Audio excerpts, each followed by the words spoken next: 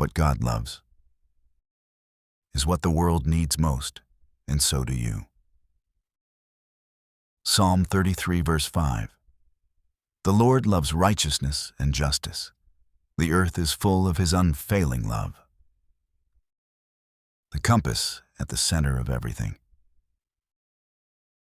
Every high-functioning business has one thing in common: a North Star. Something unshakable that guides decisions, aligns teams, and grounds the vision when circumstances shift. Lose sight of that compass, and chaos creeps in. Confusion in leadership, conflict in culture, compromise in values. But it's not just organizations that need a compass. People do too. Psalm 33, verse 5 gives us God's compass. It tells us what God loves, not tolerates, not occasionally approves of, not checks in on when things get bad. No, what he loves: righteousness, justice. And then it drops a bombshell of comfort. The earth is full of his unfailing love. Not might be, not sometimes is, present, active, saturated. That's not poetry. That's a worldview. And if you're going to lead well, whether in life, family, or business, you need that worldview more than ever. Justice and righteousness are not just church words. Let's get something straight. Righteousness isn't about rule following, and justice isn't about courtrooms. Righteousness is about relationships, living in right alignment with truth, people, and purpose. Justice is about restoration, actively setting things right where they've been wrong. Now pause. Really take that in. Whether you're leading a sales team or parenting a teenager, coaching a client, or mentoring a peer, those two qualities are exactly what people are craving from you. They're looking for integrity that doesn't flinch under pressure.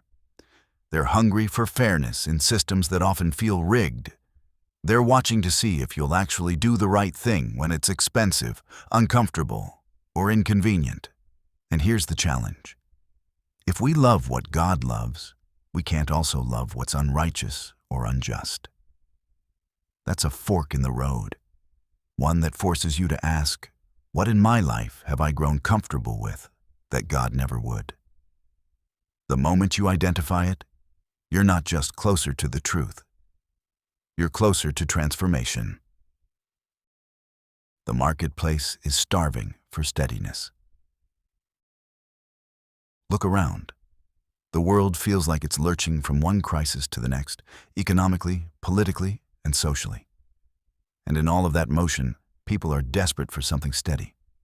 Someone steady. Psalm 33, verse 5 tells us God is that steady presence. He doesn't change his mind about what matters. He doesn't adapt to trends. While the world shifts, he remains rooted in what's right. While leaders pivot based on polls, God loves the same things he always has: righteousness and justice. Now here's where this gets real. You're meant to reflect that steadiness. In the office, when projects go sideways and blame starts flying, are you a stabilizer? In a heated conversation with your spouse or business partner, do you default to what's fair or what's convenient?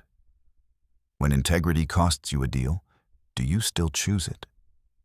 You become a pillar in the chaos when your love for what's right outweighs your desire for what's easy. Culture is built on what you love. What you love creates the atmosphere around you. If you love recognition, your team will feel the weight of performance. If you love control, they'll walk on eggshells.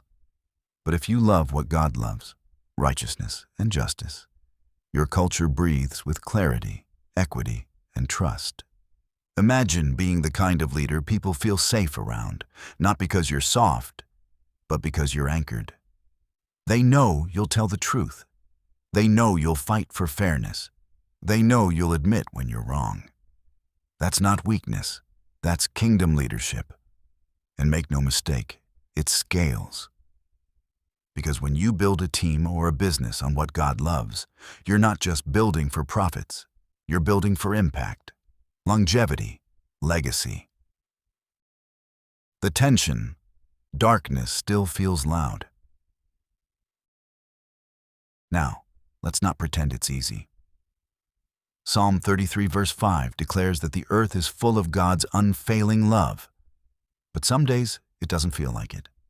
Some days, it feels like the darkness has the mic turned up louder. That's why this verse hits like a defibrillator for the soul. It doesn't ignore the darkness, but it refuses to let it define the story.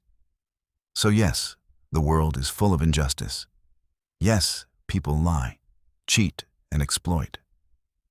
Yes, corruption is real. But that is not the whole story. The earth is also full of hesed, that rich Hebrew word for unfailing love, the kind that sticks, heals, restores, and never runs out. It's under your feet, in the sunrise, in every small moment of kindness, in every act of courage, in every leader who chooses what's right over what's easy. You just have to look for it. And better yet, you're called to be it. Application that cuts through the noise. Here's what you need to wrestle with today, deeply, honestly, and prayerfully. Spiritually, is your relationship with God rooted in His character or your performance? Do you know that His love is steady, even when you're not? Relationally, are you actively pursuing what's right and fair in how you speak, respond, and lead? Who in your life needs you to fight for justice on their behalf? Professionally, does your business model, client care, or team culture reflect what God loves, or just what gets results? These aren't light questions. They're gut-level questions. But they matter because the answers shape everything. You're not just leading a life, you're writing a story. At the end of it all, your legacy won't be measured by metrics. It'll be measured by love. Did you love what was righteous? Did you walk in justice? Did you reflect the unfailing love of a God who never shifts? Psalm 33 verse 5 isn't just a line in an ancient song. It's a mission statement. For your life, for your leadership, for your legacy. And here's the beautiful thing. You don't have to create the love. You just have to align with it. Let that truth rearrange your affections, reset your priorities, and relight your purpose. Because when you love what God loves, you become the kind of leader, friend, and human the world can actually trust. And that, my friend, changes everything.